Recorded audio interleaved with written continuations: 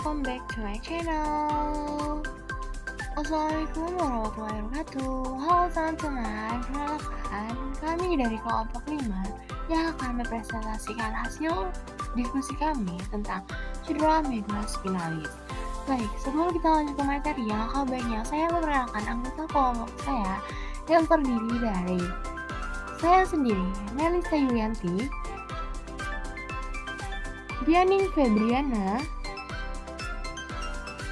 Alfian Fiesta, Gatit Lutfia, dan Abdul Fakih Almari. Are you ready?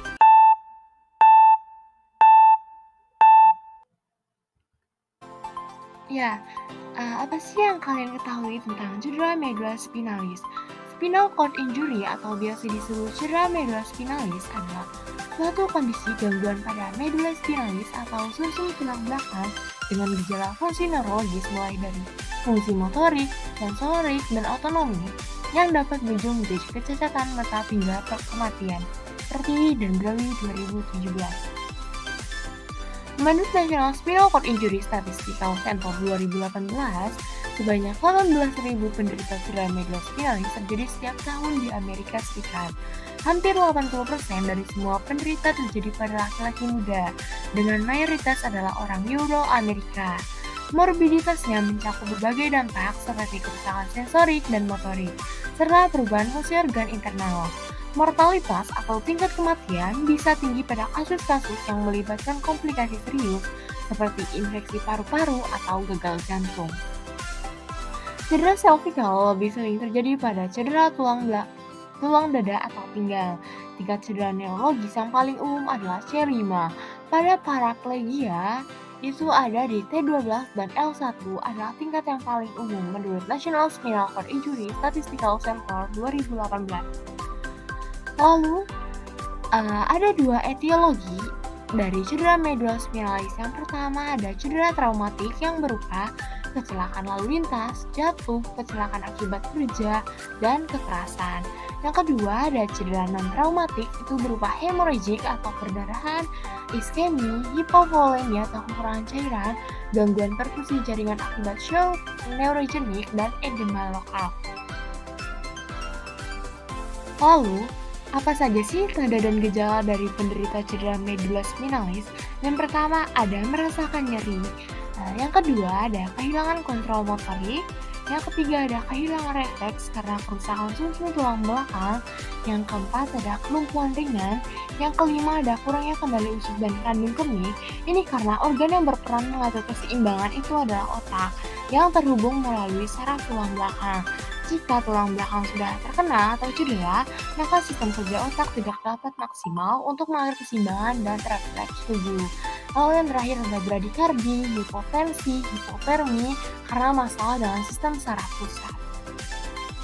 Lalu, komplikasi dari cedera medula spinalis ini ada venous thromboembolis atau bekuan darah di pembuluh darah. Yang kedua ada kontraklur, yang ketiga ada osteoartritis atau penyakit degeneratif yang terjadi biasanya pada lansia. Yang keempat ada disfungsi usus dan kandung kemih neurogenik. Ini tuh hilangnya kontrol kandung kemih akibat gangguan pada sistem saraf tersebut, yaitu tulang belakang. Yang kelima ada kerusakan fungsi motorik dan sensori. Yang terakhir ada gangguan sistem pernapasan.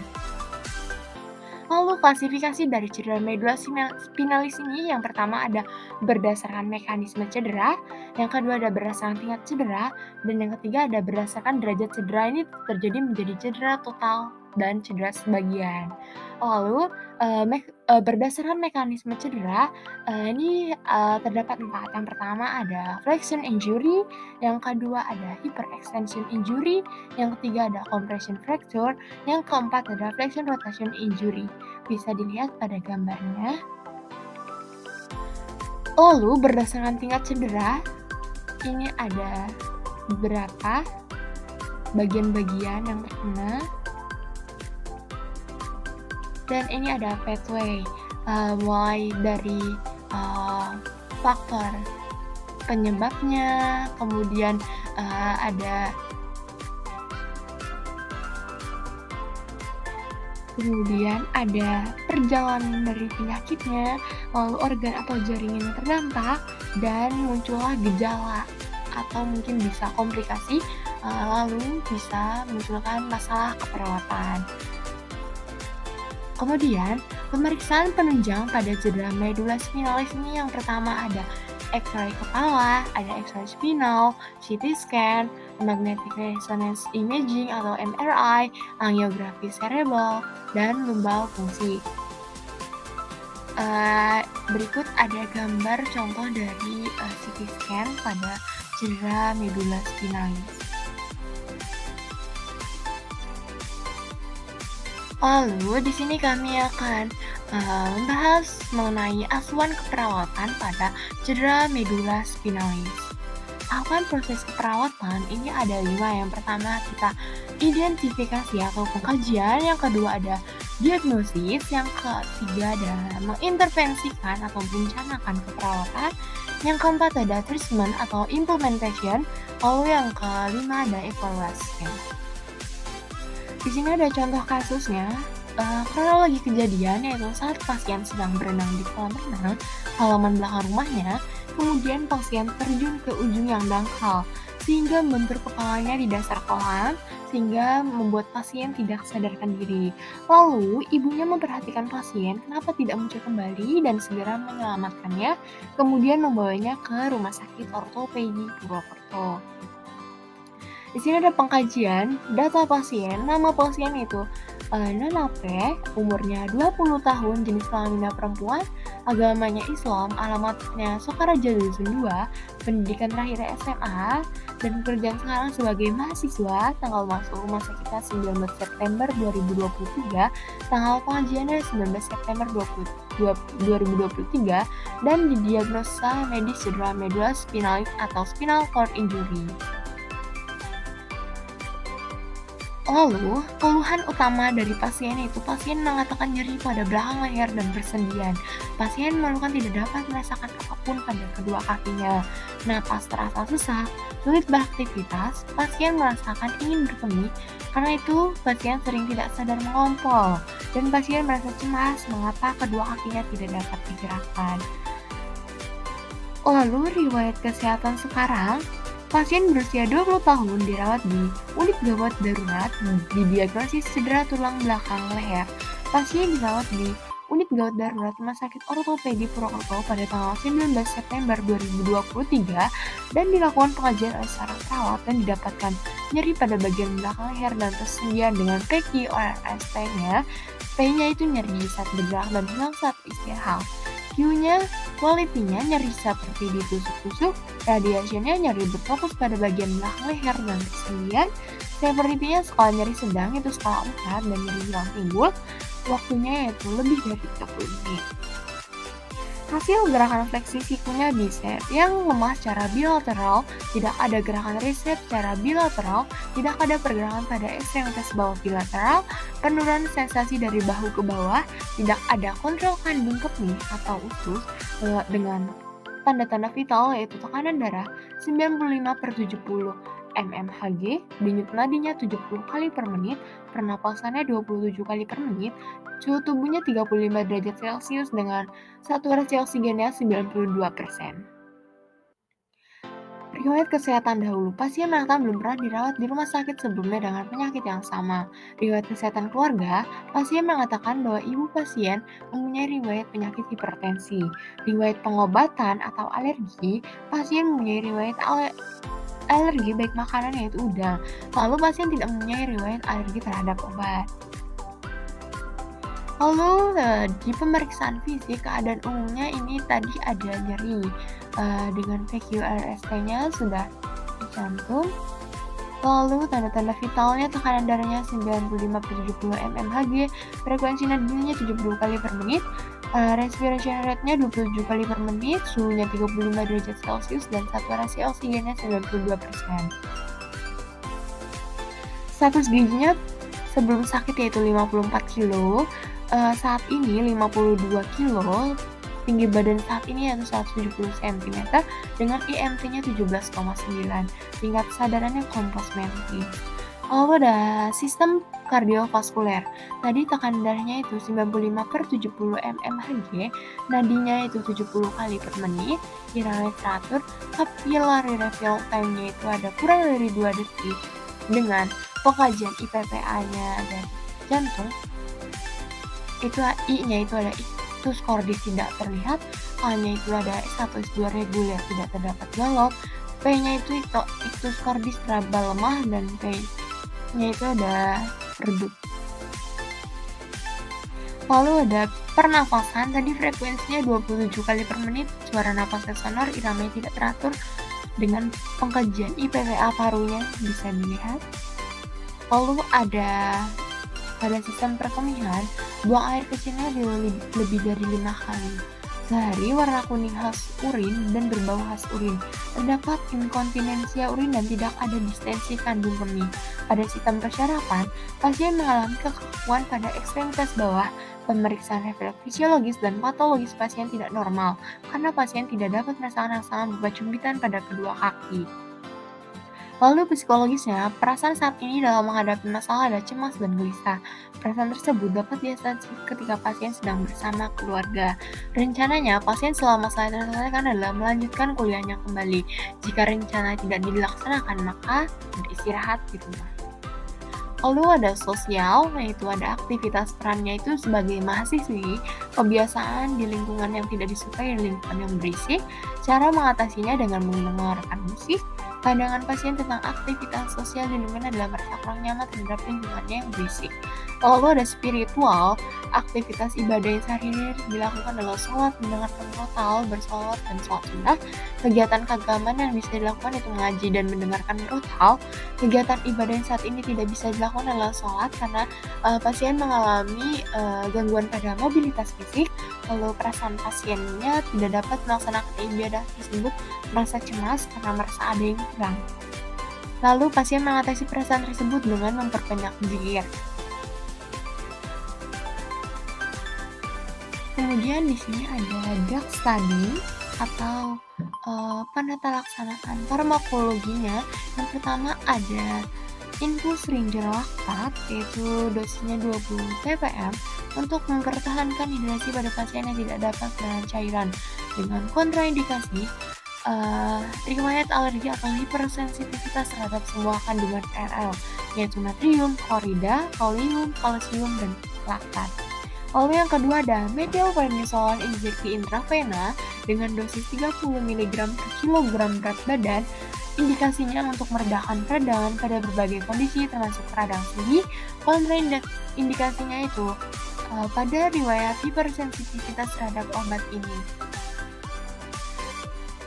Lalu yang ketiga ini ada baclofen intrathecal yang diberikan pada area abdomen dengan dosis 5 mg dengan indikasinya untuk meredakan otot kaku dan tegang pada penderita cedera medula spinalis. Dengan kontraindikasinya adalah riwayat hipersensitivitas terhadap obat ini. Peringatan khusus terkait penggunaan baclofen ini perlu diberikan pada pasien dengan penyakit ginjal dan penyakit neuropsikiatri seperti stroke dan psikosis. Lalu yang keempat ini ada aminofilin injeksi intravena dengan dosis 24 mg per mililiter dengan indikasinya untuk meredakan gejala akibat penyempitan saluran pernapasan seperti batuk, mengi, atau sesak napas. Dengan kontraindikasinya itu pasien yang memiliki hipersensitivitas terhadap theophylline ataupun etilendiamid. Peringatan diperlukan pada pasien dengan beberapa kondisi seperti pasien dengan gagal jantung kongestif. Lalu pemeriksaan penunjang yang dilakukan ini ada pemeriksaan CT scan dengan hasilnya ini menunjukkan sublokasasi pada C5 dan fraktur kompresi.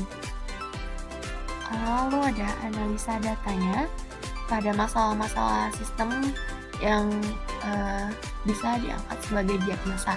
Yang pertama ini ada dengan masalah nyeri akut dan penyebabnya ini agen pencedera fisiologis. Dengan data fokusnya, pasien mengatakan nyeri bagian belakang leher dan nyeri pada persendian. dengan TVRST-nya ini bisa dilihat. Lalu DO-nya ada tekanan darah 95-70 mmHg, nadinya 70 kali per menit, suhunya 35 derajat Celcius, respirasinya 27 kali per menit, saturasi oksigennya 92%, terdapat nyeri pada belakang leher dan persendian, pasien tampak menangis dan menahan sakit.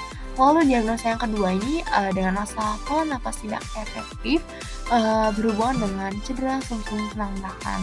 Dengan data subjektifnya itu pasien mengatakan napas terasa sesak, dan data objektifnya itu dyspnea dengan respirasinya 27 kali per menit, pola napas cepat dan dalam. Lalu diagnosa yang ketiga ada dengan masalah inkontinensia urin berlanjut berhubungan dengan kerusakan medula spinalis. Dengan data subjektifnya, pasien merasa seperti mengompol, pasien mengatakan sering buang air kecil, lalu dengan data objektifnya berkemih tidak tuntas, kandung kemih pasien teraba penuh, dan tidak ada distensi kandung kemih atau kontrol kandung kemih. Lalu diagnosa yang keempat ini ada masalah gangguan mobilitas fisik berhubungan dengan kerusakan struktur integritas tulang. Dengan data subjektifnya, pasien mengeluh kesulitan bergerak dan ekstremitas bawah tidak dapat digerakkan, lalu pasien merasa lemas. Dengan data objektifnya, pasien tampak lemah, gerakan terbatas, gerakan fleksi sikul bicep yang lemah secara bilateral, tidak ada gerakan tricep secara bilateral, tidak ada pergerakan pada ekstremitas bawah bilateral. Yang terakhir ini ada masalah pada ansietas berhubungan dengan krisis situasional. Dengan data subjektifnya, pasien mengatakan merasa khawatir dengan kondisinya, lalu pasien merasa tidak berdaya. Dengan data objektifnya, pasien tampak gelisah, muka pasien tampak pucat, dan pasien tampak sulit tidur. Lalu di sini ada prioritas diagnosa keperawatan yang untuk kita mengintervensikan keperawatan itu yang pertama ada pola nafas tidak efektif berhubungan dengan cedera sumsum tulang belakang. Lalu yang kedua ada inkontinensia urin berlanjut berhubungan dengan kerusakan medula spinalis. Lalu yang ketiga ada gangguan mobilitas fisik berhubungan dengan kerusakan struktur integritas tulang. Dengan intervensi keperawatan pada diagnosa yang pertama itu ada manajemen jalan nafas dengan mengobservasinya monitor pola nafas, monitor bunyi napas tambahan, terapetiknya posisikan semipolar, berikan minum hangat, edukasinya ajarkan teknik ini cukup efektif. Lalu diagnosa yang kedua dengan intervensinya manajemen inkontinensia urin dengan observasinya identifikasi penyebab inkontinensia urin, lalu identifikasi perasaan dan persepsi tentang inkontinensia urin. Dengan terapeutik sediakan pakaian dan lingkungan yang mendukung program inkontinensia urin. Lalu edukasinya jelaskan definisi dan penyebab inkontinensia urin. Lalu yang kedua ada latihan penguatan otot-otot perkemihan, kolaborasi pemasangan kateterisasi urin. Lalu diagnosa keperawatan yang ketiga dengan intervensinya yaitu dukungan mobilisasi, observasinya identifikasi adanya nyeri atau keluhan fisik lainnya, identifikasi toleransi fisik melakukan pergerakan, monitor kondisi umum selama melakukan mobilisasi. Terapeutiknya fasilitasi aktivitas mobilisasi dengan alat bantu, fasilitasi melakukan pergerakan jika perlu, libatkan keluarga untuk membantu pasien dalam meningkatkan pergerakan. Edukasinya jelaskan tujuan dan prosedur mobilisasi, ajarkan mobilisasi sederhana yang harus dilakukan. Lalu di sini ada implementasi dan evaluasi keperawatan pada hari pertama dengan diagnosa keperawatan pola nafas tidak efektif. Dengan implementasinya yaitu mengkaji keluhan pasien, mengukur tanda-tanda vital, memonitor pola nafas, frekuensi, kedalaman dan usaha nafas, memonitor bunyi nafas tambahan, memberikan terapi injeksi intravena aminopirin 24 mg per mili, memberikan terapi intrathecal baclofen 5 mg.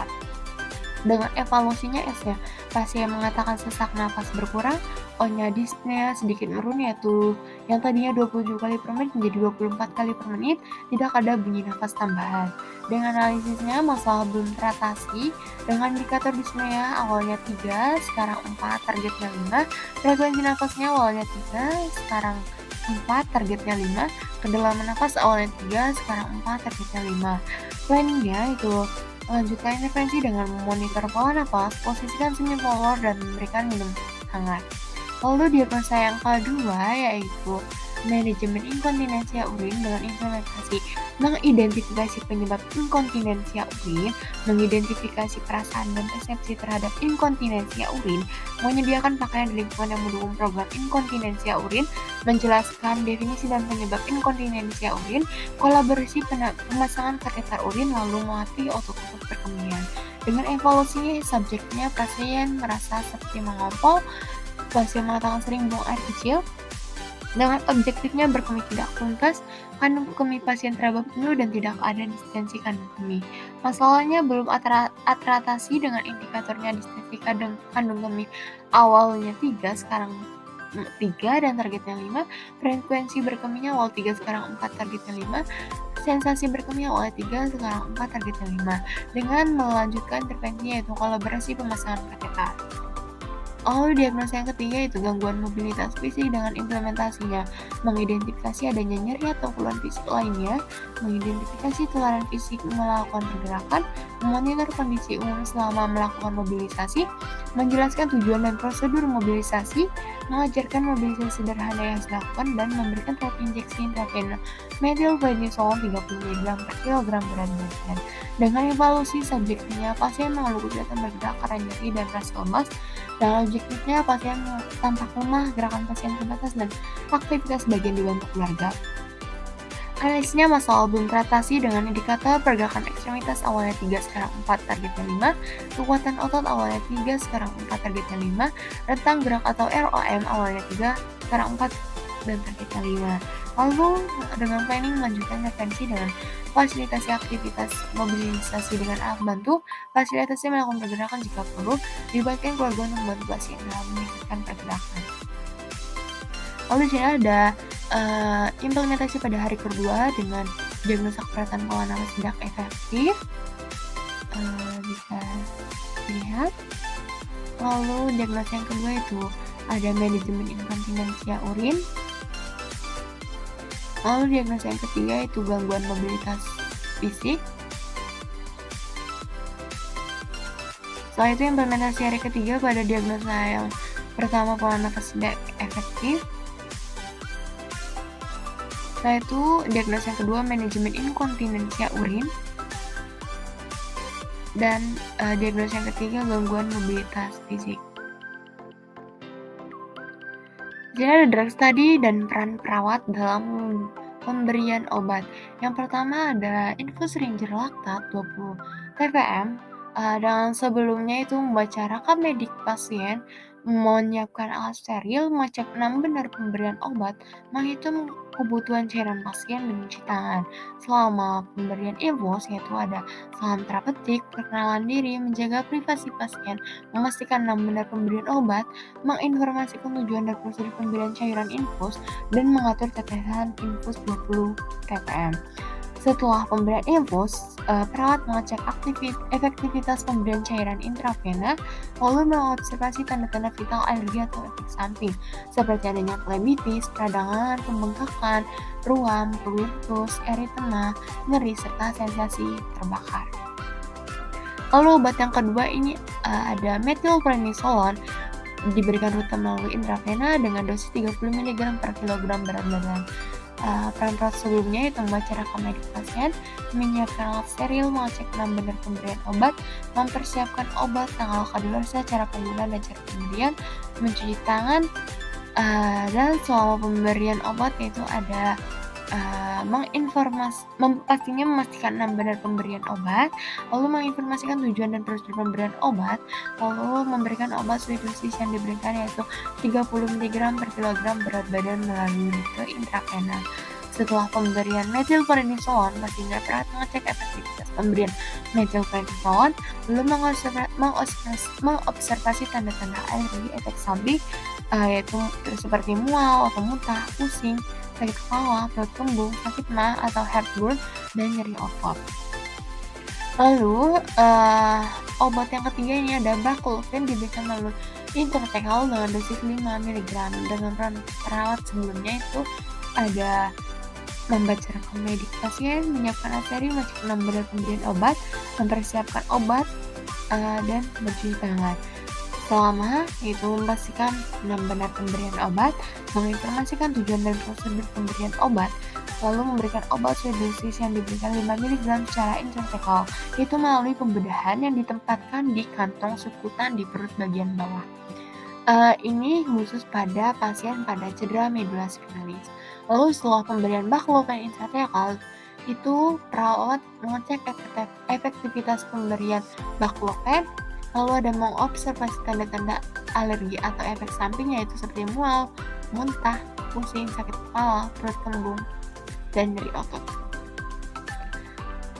Lalu pada obat yang ketiga itu aminofilin yang diberikan melalui rute intravena dengan dosis 24 mg per mili.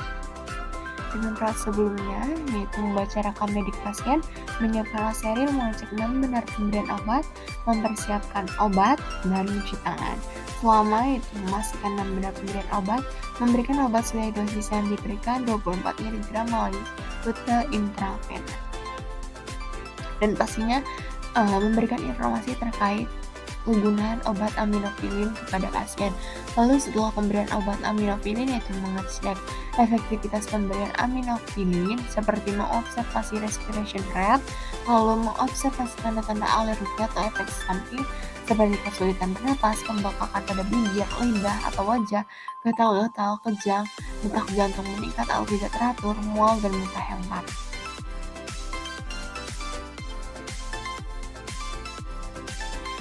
Baik, terima kasih.